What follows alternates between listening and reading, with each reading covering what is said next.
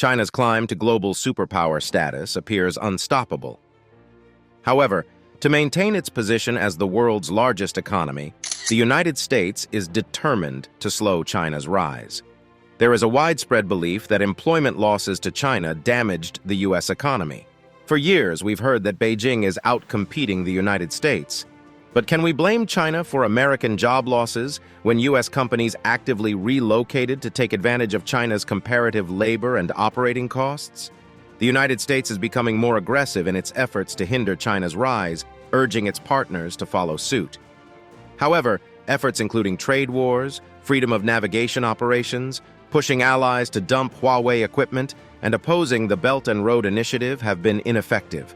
One may argue that the more the United States attempts to control China, the stronger and more resilient it gets. For example, claims that China is creating debt traps have simply led to additional nations joining the Belt and Road Initiative. By early 2024, over 140 countries had joined the BRI, accounting for nearly 75% of the world's population and more than half of its GDP.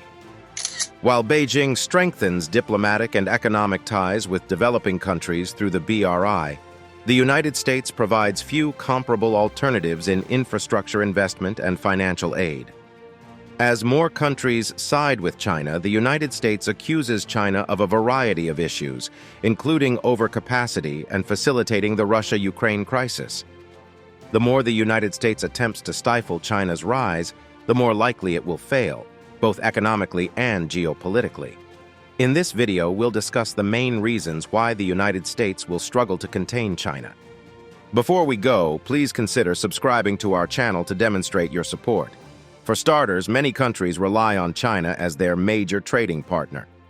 According to the Wilson Center, an American research tank, China is the #1 trading partner for more than 120 countries. China realizes that to rise worldwide, it must prevent any country, such as the United States, from impeding its progress. As a result, it concentrates on economic growth and developing strong economic ties with other countries. During the Cold War, the U.S. effectively confined the Soviet Union because the Soviet economy was collapsing, and the U.S. encouraged neighboring countries to avoid doing business with the Soviets. China's economy is prospering now, and many countries consider it their top trading partner. This implies that when the United States wants countries such as Japan, South Korea, and its European allies to divorce from China, it frequently fails. For example, when the United States urged Japan to stop supplying advanced microchips to China to limit its technical growth, Japan cooperated. However, it was the extent of Japan's actions. Consider Tesla's achievement in China.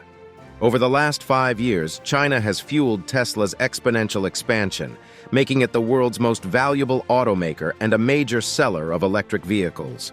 China is an important market for the automotive industry, particularly for EVs, due to its large consumer base and strong central banking system.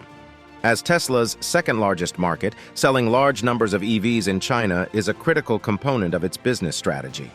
Tesla is one of more than 1 million international firms operating in China, the majority of which are deepening their ties with Chinese counterparts rather than withdrawing. Toyota, Japan's largest manufacturer, intends to develop an EV facility for Lexus in Shanghai to eventually own the factory entirely, as Tesla has done. As you can see, China is inextricably linked to global trade, and any country that attempts to detach and stop dealing with China may face serious economic consequences. Second, the emergence of the Global South.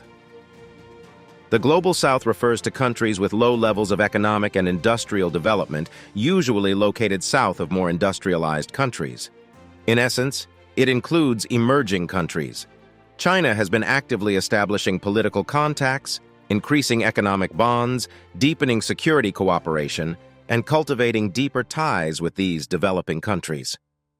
Contrary to widespread opinion among Western policy analysts, China is not increasing its exports to developed markets. These exports have remained stagnant for years, whereas China's exports to the Global South have doubled. A new type of triangle trade is contributing to China's export success in the developing world. This trade was prompted by the Trump administration's 25% tariff on $200 billion in Chinese imports implemented in 2019. China supplies components and capital goods to Mexico, Vietnam, and India, where they are assembled into finished items for sale in the United States. This emphasizes one important fact: America relies more than ever on Chinese supply chains. Furthermore, with the rise of the global South, the world is becoming more multipolar than unipolar. The importance of the United States and Western countries such as those in Europe will decline, while developing countries such as ASEAN, Africa, South Asia, and Latin America will grow. China's role as a global economic growth engine is boosting upward mobility in the global South. The Belt and Road Initiative, as well as different trade ties, have resulted in major investment in these regions. This is why the United States cannot stop China's rise. Perhaps the most important reason the United States has been unable to find partners for its anti-China campaign is national interest. Joining the fight against wicked communist China requires sacrificing national interests. Most allied and developing countries are China's neighbors, and they rely significantly on it for economic stability. China will continue to grow. If you read Western media, you will frequently hear the notion that China is in decline or crisis, and that America's limits on exporting advanced semiconductors would stifle China's technological goals. However, this is not true. China has not only avoided technical sanctions, but has also worked around U.S. tariffs. Domestically, China is doing relatively well. The country outperformed predictions with a 5.2% growth rate in 2023. Meanwhile, the United States enjoyed a growth rate of approximately 2.53%, while Germany, Europe's financially strongest country, witnessed only a 0.31% increase in GDP during the same year. In sum, China is determined to become stronger and wealthier despite U.S. objections.